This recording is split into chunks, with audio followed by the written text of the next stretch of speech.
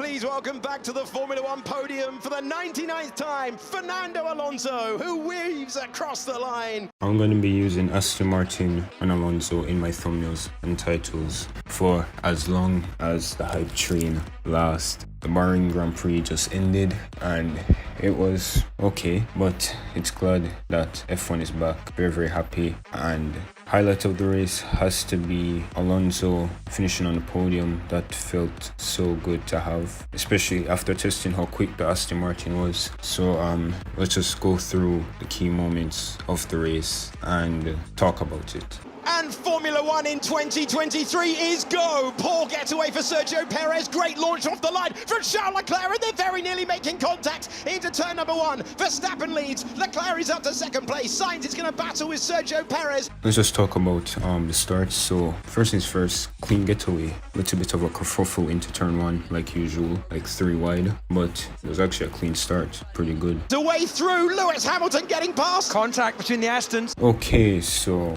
going into turn 4 by the looks of it, Stroll dive bombed in the inside, hit Alonso. Thank goodness Alonso didn't get a puncture. Like I don't know what Stroll was doing right there, just having on the inside. Maybe brake too late, but like throughout the whole race, Aston Martin didn't even tell Alonso that it was Stroll that hit him. So yeah, you know, they're trying to like save drama from happening in the team, and in the cool down room, Alonso actually saw it and didn't think anything of it, maybe because he got a podium, but it is what it is. Get the move done. Russell's run out of tyres. Aston Martin versus Mercedes, and through goes Fernando Alonso to take 5th place. I cannot believe how quick the Aston Martins are, that now they are fighting with the Mercedes. That's I can't believe it. Like last year they were back markers, like 8th fastest car, and now they're fighting with the Mercedes. They're basically on par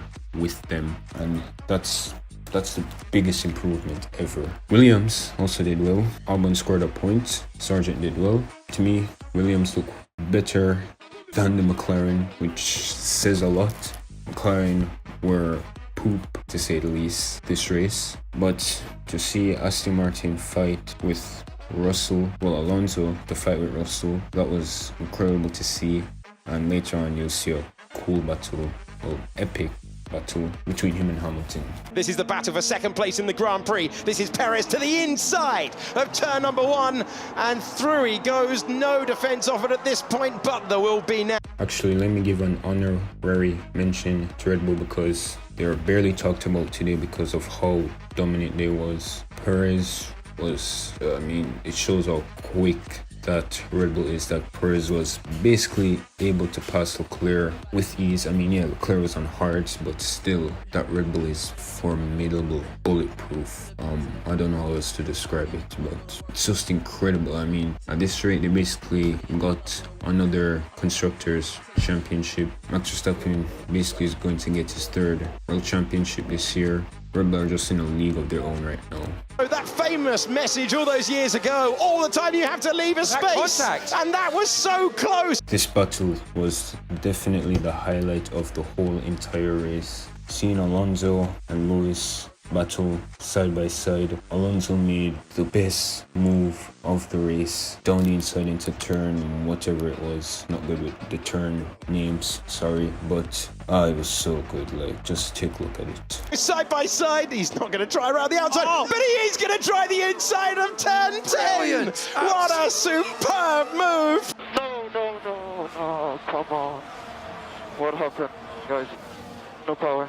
New year, same Ferrari reliability. Happy that Sainz at least finished the race, but look like Ferrari just hate Leclerc. Like, why is Leclerc so unlucky?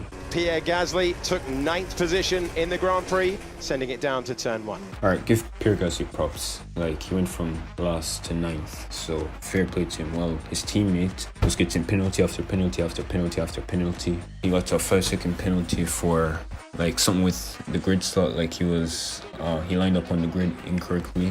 Then he got another penalty for serving that penalty incorrectly. Then he got another penalty for a pit lane speeding, and then he just retired the car.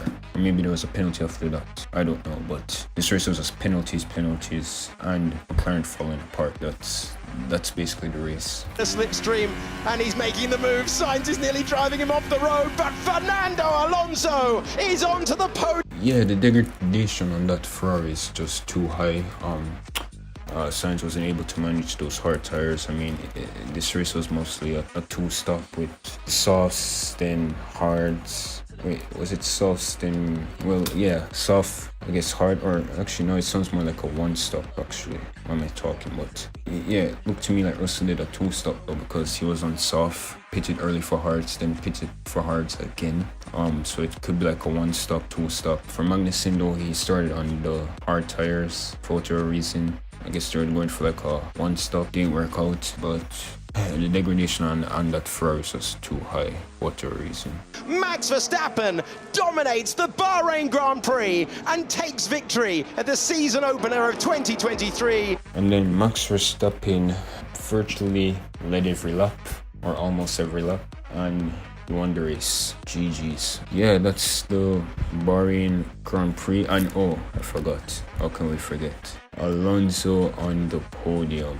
Yes. Feels good. That was coming. If Leclerc didn't retire, then that wouldn't have happened. But still, I'm happy. And my fantasy team is happy. Anyways, that's really it for the recap. Bahrain was good. I rated a 6 out of 10. Not much battles. It felt more like a test. But as a race, with McLaren falling apart, strategies, it was okay. But Aston Martin are flying. And yeah, 2 weeks time, it's the next race in Saudi.